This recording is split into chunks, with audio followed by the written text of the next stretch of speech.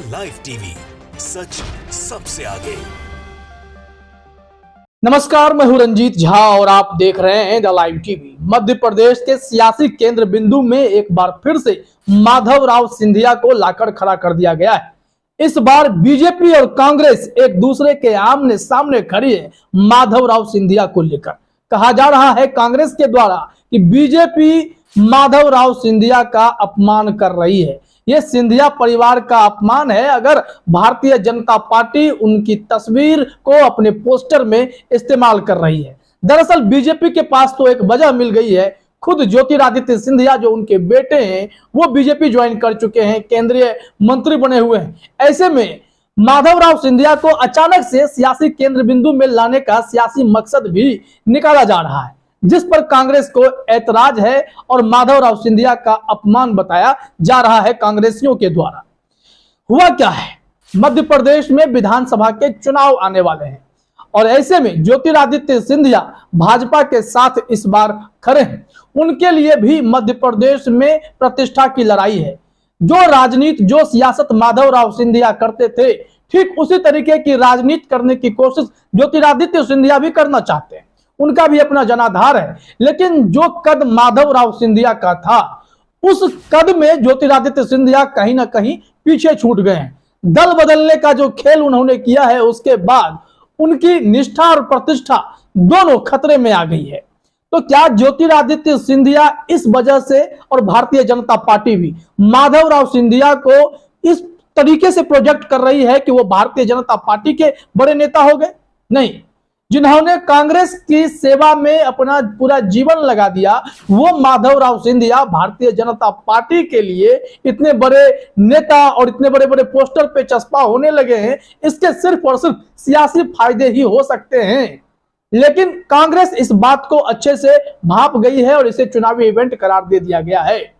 10 मार्च को ही माधवराव सिंधिया की जयंती थी और इस पर मैराथन का आयोजन किया गया, साथ ही साथ बाघ जंगलों में छोड़े गए। ये सब कुछ माधवराव के नाम पर हो रहा है। क्यों?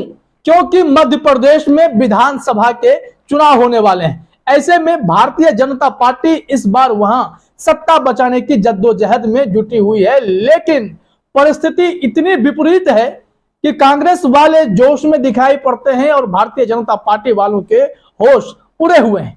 इस वजह से माधवराव सिंधिया के सहारे ज्योतिरादित्य सिंधिया भी और भारतीय जनता पार्टी भी नैया पार करना चाहती है, क्योंकि इस बार भारतीय जनता पार्टी के जो टॉप अधिकारी हैं, आला कमान जिसे कहा जाता है, वो शिवराज सिंह चौहान पर भी भरोसा नहीं कर पा रहे हैं।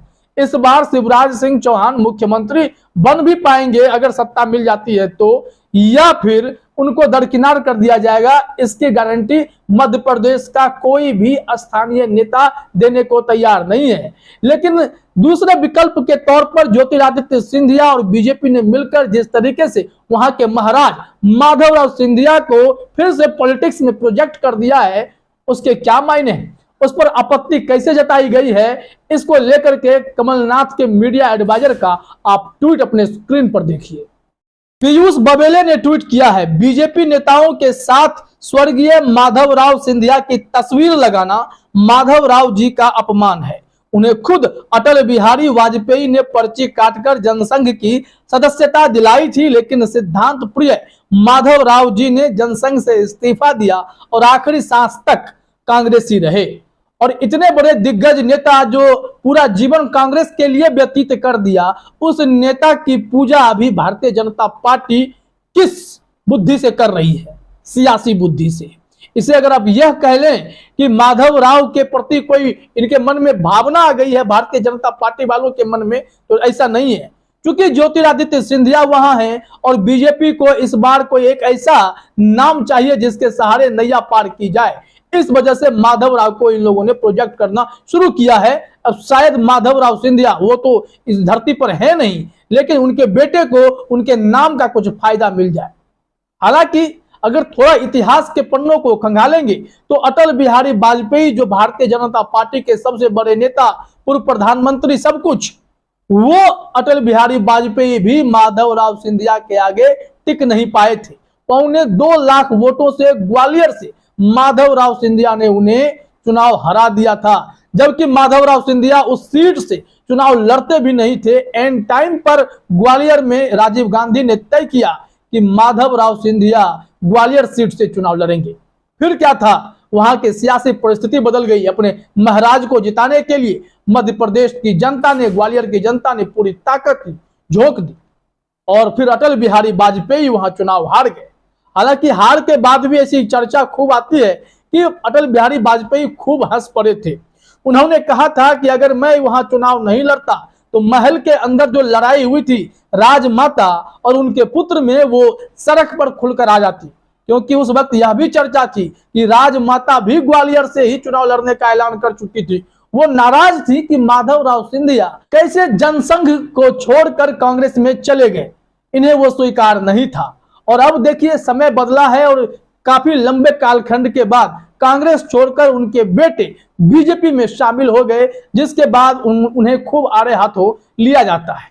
ज्योतिरादित्य सिंधिया की कई तस्वीरें आप देखेंगे सोशल मीडिया में तैरती हैं। कभी भजिया तलते हुए ज्योतिरादित्य सिंधिया दिखाई पड़ते हैं तो लोग उन पर तंज कस देते हैं कि महाराज आपकी ये हालत क्या हो गई। कभी किसी नेता के अनशन को समाप्त कराकर उनके पैर में चप्पल पहनाते ज्योतिरादित्य सिंधिया दिखते हैं तो फिर विपक्ष के द्वारा सवाल किया जाता है कि भाई महाराज को ये क्या हो गया, ऐसे दिन देखने पड़ रहे हैं क्या महाराज को। तो ज्योतिरादित्य सिंधिया के लिए भी यह प्रतिष्ठा की लड़ाई इस मायने में है कि जिस जनाधार का वो दावा करते हैं और जो उनके समर्थक हैं, अगर वो इस बार चुनाव नहीं जीत पाए तो उनकी प्रतिष्ठा और उनकी लोकप्रियता पर भी चोट पहुंचने वाली है। क्योंकि उन्होंने कांग्रेस के स्थिर सरकार को तोड़ गिराया था। उन्होंने अपने विधायकों के साथ बागी होकर भारतीय जनता पार्टी का साथ देकर कहीं ना कहीं मध्य प्रदेश की जनता का दिल दुखा दिया था। उसके बाद से ज्योतिरादित्य सिंधिया के लिए यह चैलेंजिंग हो चला है कि कैसे वो इस बार भारतीय जनता पार्टी को सत्ता में बचाए रखने में सफल हो पाएंगे।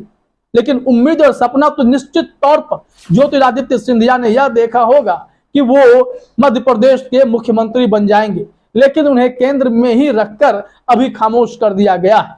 और यहाँ पर ऐसी सधी हुई चाल का इंतजार शायद भारतीय जनता पार्टी जरूर कर रही है कि अगर ज्योतिरादित्य सिंधिया के दम पर, माधवराव सिंधिया के दम पर अगर भारतीय जनता पार्टी को वहां पर ठीक ठाक सीट मिल जाती है, हालांकि जो मिलने वाली नहीं है, अगर मिल जाती है तो शिवराज की जगह ज्योतिरादित्य सिंधिया एक विकल्प के तौर पर देखे जा सकते हैं।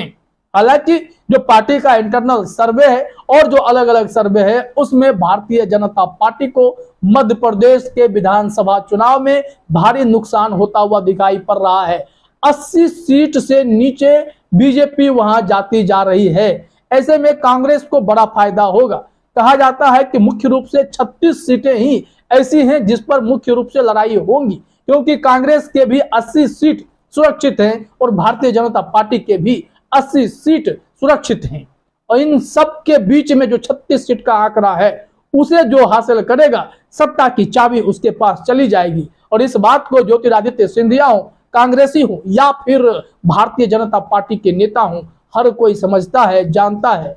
तो देखिए जरा ये सत्ता किस ओर जाती है, क्योंकि इस बार ज्योतिरादित्य ने बहुत चालाकी से माधवराव सिंधिया को पॉलिटिक्स में फिट किया है अपने सियासी फायदे के लिए, जबकि कांग्रेस का कहना कि माधवराव कांग्रेसी थे, कांग्रेसी ही उनको माना जाएगा।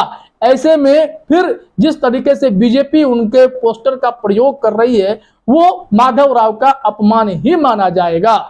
फिलहाल इस वीडियो में इतना ही। आप सभी का हमसे जुड़ने के लिए बहुत बहुत धन्यवाद। द लाइव टीवी, सच सबसे आगे।